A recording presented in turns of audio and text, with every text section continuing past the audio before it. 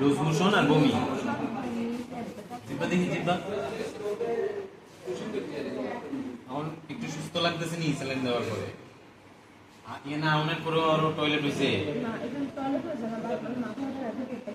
Time লাগবে না? Food poisoning একই ফ্যামিলির তো সবাই, কোনো কারণে এটার থেকে ফুড পয়জনিং হয়েছে আর কি। অসুবিধা নাই, হাসপাতালে আয় করছে, ঠিক হয়েছে। লাস্টে কি জ্বর আইছে? বমিও আছে সঙ্গে। জিব্বা দেখি আমার কেমন লাগতেছে এখন? আগের চেয়ে ভালো? জ্বরও আছে নি?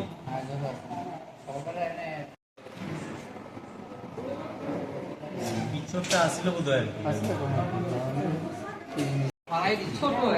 না ফালাই আমার কাছে লয়ে যাচ্ছে। কিছু পরীক্ষা নিরীক্ষা করণ যায়, তুলে দেখিটা আছে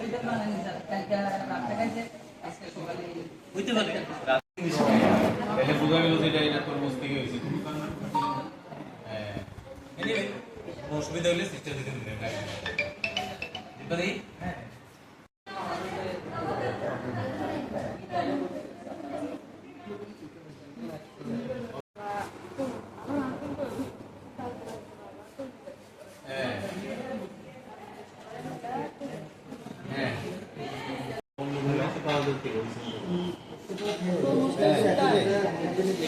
ইত্যাদি দেন, তাহলে আমরা একদম কনফার্ম ভাবে বোঝা যাইতো যে এর মধ্যে কোনো কিছু আছে না হয় আমরা একটু টেস্টের লেগে পাঠাইতাম।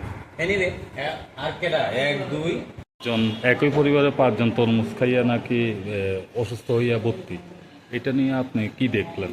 হ্যাঁ, একদম সত্যি।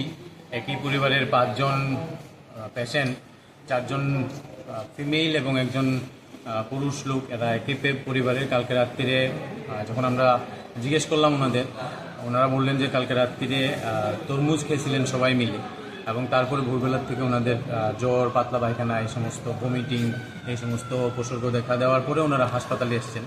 ওনাদেরকে আমরা হাসপাতালে ভর্তি করেছি এবং যথারীতি ওনাদের চিকিৎসাও শুরু হয়েছে।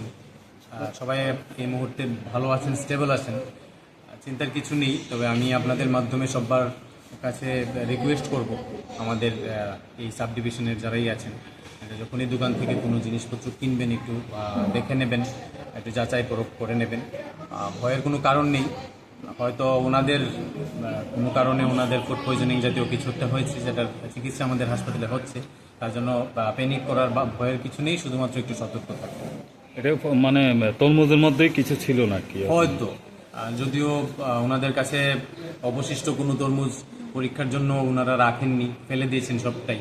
তো তার জন্য আমরা কনফার্মভাবে বলতে পারছি না। তবে ওনাদের যে হিস্ট্রি, যেটা ওনারা বললেন, সেটা দেখে একটাই জিনিস মনে হচ্ছে যে হয়তো সেই তরমুজের মধ্যেই কিছু ছিল, যার কারণে ওনাদের এই সমস্যা হয়েছে।